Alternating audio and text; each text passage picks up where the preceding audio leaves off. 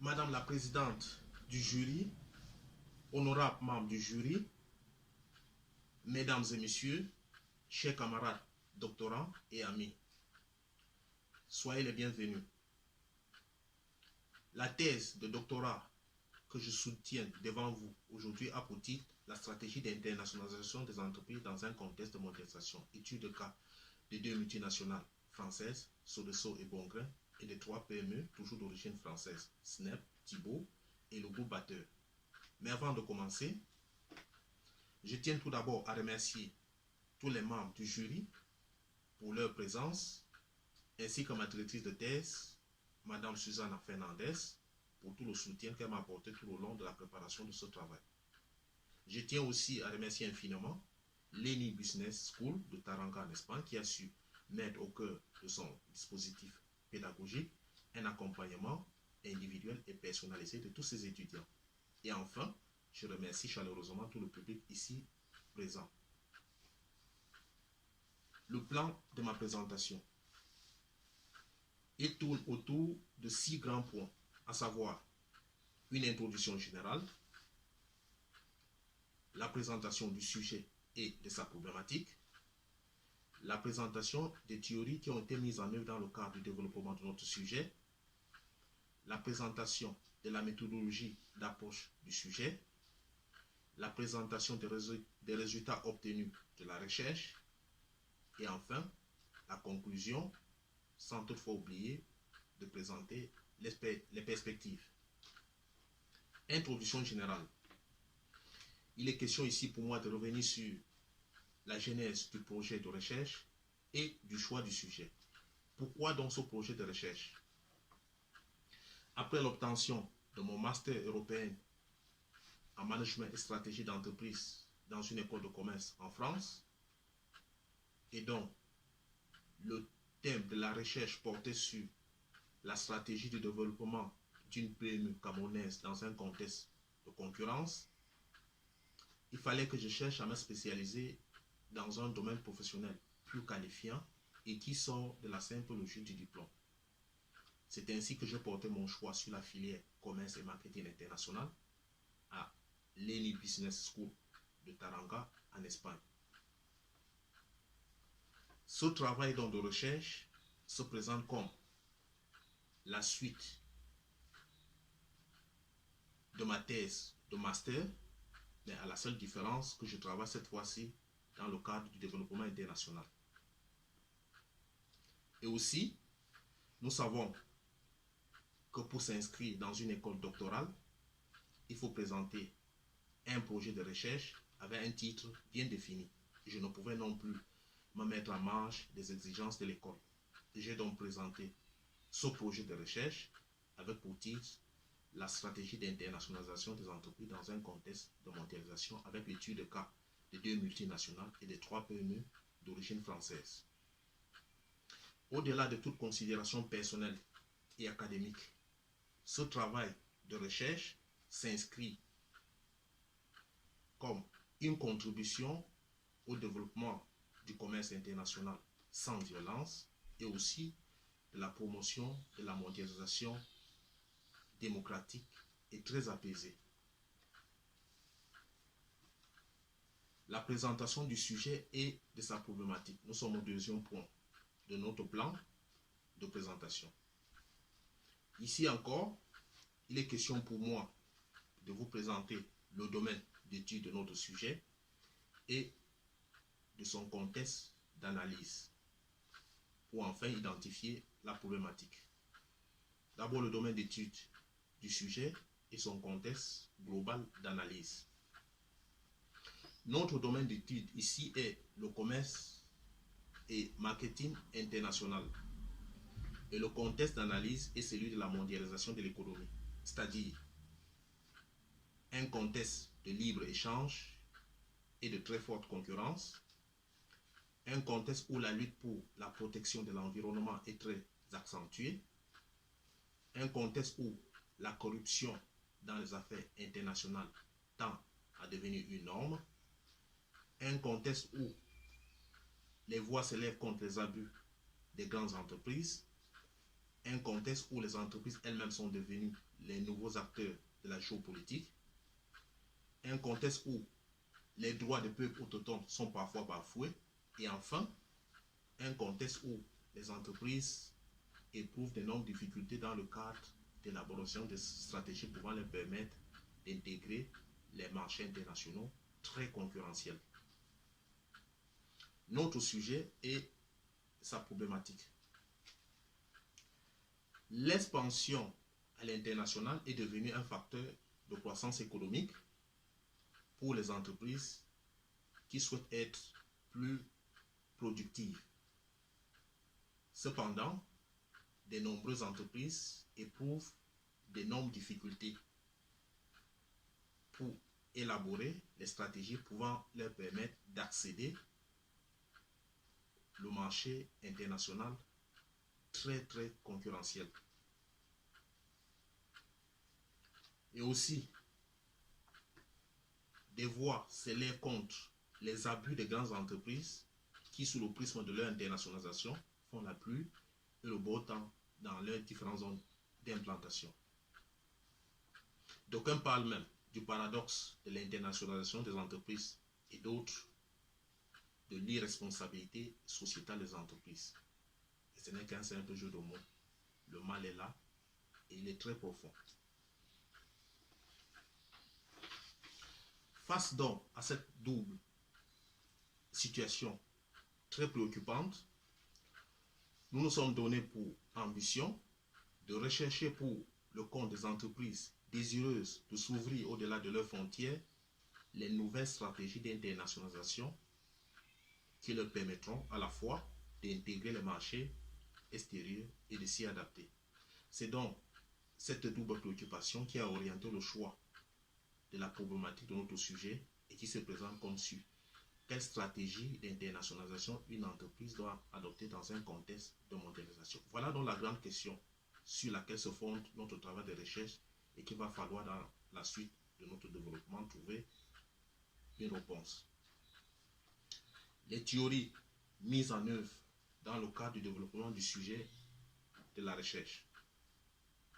Pour une approche compréhensive du sujet et de sa problématique, nous avons fondé notre travail de recherche sur les théories nouvelles du développement de la firme, telles que les théories de Goku, Barley, Kochal, Jove, Johnson et Valen, qui traitent la question de l'internationalisation des entreprises dans toute sa globalité et analysent certains facteurs contraignants que l'entreprise doit inévitablement prendre en compte dans le processus de son développement international, notamment les incertitudes et la complexité de son environnement économique. Notre travail de développement ne s'est pas uniquement fondé sur les théories nouvelles. Nous avons impliqué une logique d'ouverture qui a nécessité une observation empirique de la démarche d'internationalisation adoptée par les entreprises qui ont réussi leur internationalisation sur le plan mondial, à l'exemple de Sodexo et Bongrain. La méthodologie d'approche du sujet de la recherche. Dans le cadre de la recherche de l'atteinte des objectifs, nous avons mis en œuvre deux méthodes. Une étude documentaire centrée sur les ouvrages, les mémoires et les thèses, les rapports et les publications sur le sujet.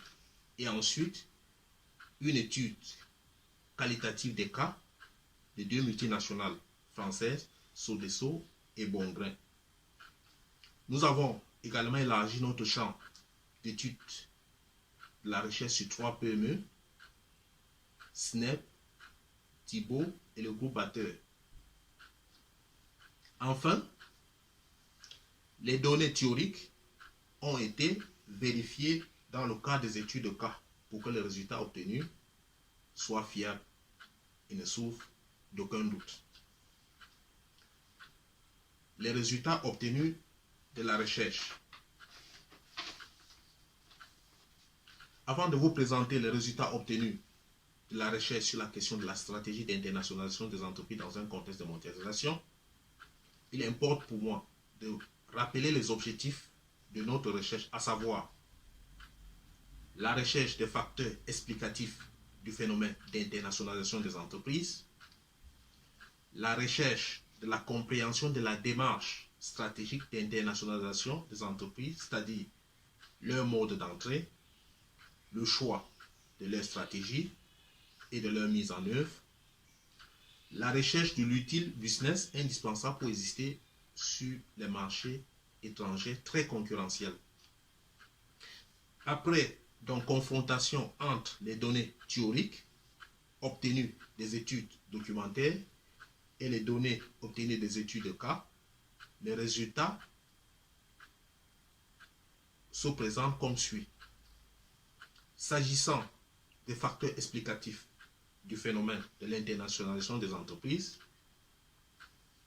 la faiblesse des marchés nationaux induite par la mondialisation de l'économie et la recherche des nouveaux marchés émergents sont à la base du phénomène de l'internationalisation des entreprises dans un contexte de mondialisation.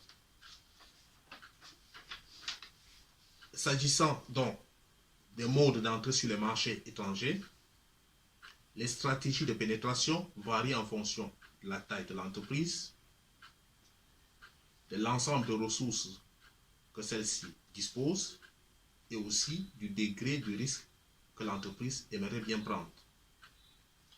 Les différents modes donc de pénétration du marché étranger sont l'exportation directe ou indirecte, les alliances, les fusions et acquisitions, et enfin les investissements directs à l'étranger. Parlant maintenant des stratégies d'adaptation sur les marchés internationaux, la localisation de l'offre, c'est-à-dire l'adaptation de l'offre aux spécificités locales, est la voie par excellence pour y parvenir.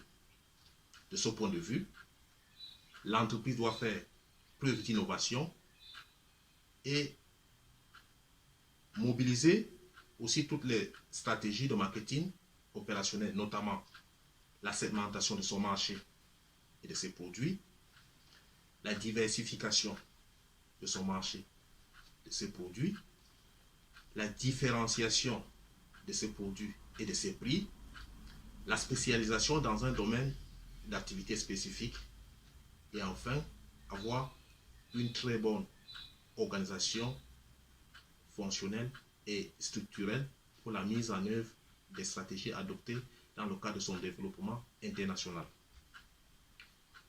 Parlant enfin de l'outil business indispensable pour exister sur le marché international, il s'agit ici d'un ensemble formé de 3 éléments, à savoir l'éthique dans la conduite des affaires internationales,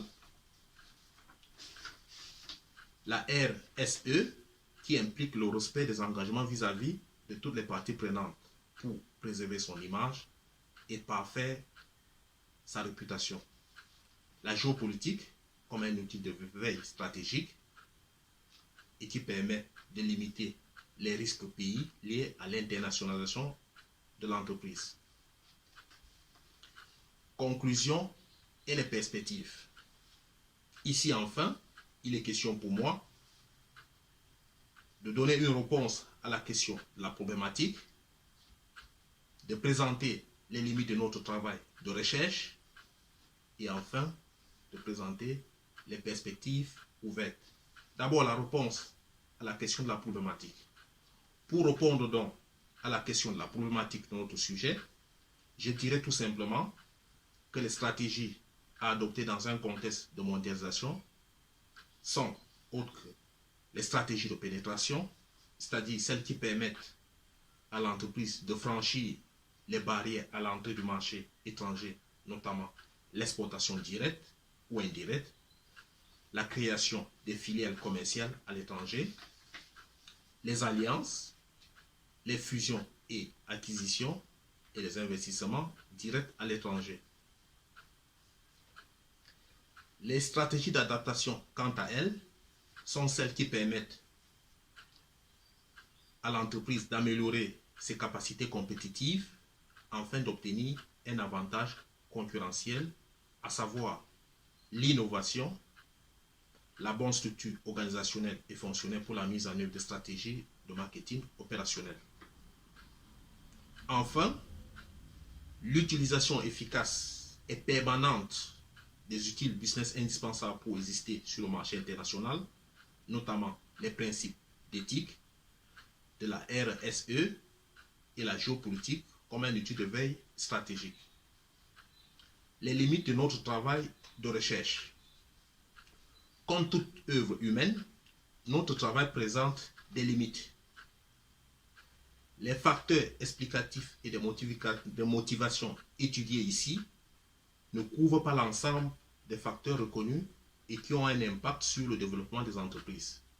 D'autres études doivent être menées pour recenser d'autres facteurs. Et enfin, les modalités d'internationalisation peuvent aussi varier en fonction des objectifs que l'entreprise se fixe au préalable. Les perspectives. Nous tendons de plus en plus vers un phénomène grandissant de l'internationalisation des entreprises avec de nouveaux défis socio-économiques et politiques à relever. Les entreprises doivent, par conséquent, se préparer pour s'arrimer à cette nouvelle donne et aussi améliorer leur performance de compétitivité pour faire face aux incertitudes de leur nouvel environnement économique. C'est donc sur ce dernier point que ma présentation trouve sa fin. Je vous remercie donc pour votre aimable attention. Merci.